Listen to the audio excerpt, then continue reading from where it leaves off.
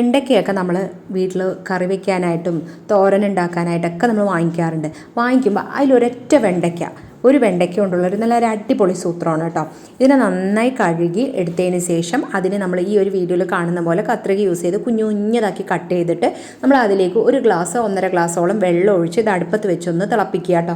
ഒന്ന് തിളച്ചതിന് ശേഷം ഫ്ലെയിം ലോ ആക്കിയിട്ട് ഒരു 5 മിനിറ്റ് കൂടി തിളപ്പിക്കുമ്പോഴേക്കും ഈ ഒരു വെള്ളം നല്ല ജെല്ലി കൺസിസ്റ്റൻസിയിൽ നമുക്ക് കിട്ടും. ഫ്ലാക്സ് സീഡൊക്കെ നമ്മൾ ആക്കുന്ന സമയത്ത് കിട്ടുമല്ലോ, അതുപോലെ കിട്ടും. അപ്പോൾ നമ്മൾ ചൂടോടുകൂടി തന്നെ അതൊന്ന് അരിച്ചെടുത്തിട്ട് നല്ല ചൂടാറിയതിന് ശേഷം ഇത് നമുക്ക് തലയിൽ അപ്ലൈ ചെയ്യാം കേട്ടോ. കുളിക്കുന്നതിൻ്റെ ഒരു മണിക്കൂർ മുമ്പൊക്കെ അപ്ലൈ ചെയ്തിട്ട് നമ്മൾ കുളിക്കുകയാണെന്നുണ്ടെങ്കിൽ മുടി നല്ലോണം വളരാനും അതുപോലെ നമ്മൾ കെരാറ്റിൻ ട്രീറ്റ്മെൻറ്റ് ചെയ്യുന്ന രീതിയിൽ നമുക്ക് നമ്മുടെ മുടിനെ ആക്കാനായിട്ടും സാധിക്കും കേട്ടോ. പിന്നെ നമ്മൾ ആ ഒരു വെണ്ടയ്ക്ക നമ്മൾ വേവിച്ചെടുത്തിട്ടുള്ളത് നമ്മൾ അരിച്ചിട്ടുണ്ടല്ലോ, അതൊരു മിക്സിയുടെ ജാറിലിട്ടിട്ട് നമ്മൾ ഇതിനൊന്ന് അരച്ചെടുക്കാം കേട്ടോ. ഒരല്പം വേണം എന്നുണ്ടെങ്കിൽ മാത്രം വെള്ളം ചേർത്ത് കൊടുക്കാം.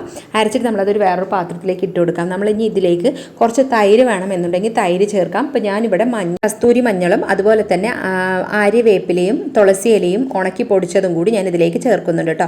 ചേർത്തിട്ട് നന്നായി മിക്സ് ചെയ്തതിന് ശേഷം നമ്മുടെ ഫേസിൽ ഇത് അപ്ലൈ ചെയ്തിട്ട് നന്നായി ഒന്ന് ഉണങ്ങിയിട്ട് നമ്മൾ കഴുകണമെന്നുണ്ടെങ്കിൽ നമ്മുടെ ഫേസ് നല്ല ഗ്ലോ ആവാനും നമ്മുടെ ഫേസ് അതുപോലെ തന്നെ ടാൻ അടിച്ചതും പിമ്പിൾസ് വന്നിട്ടുള്ള മാർക്കൊക്കെ പോകാനൊക്കെ നല്ലതാട്ടോ.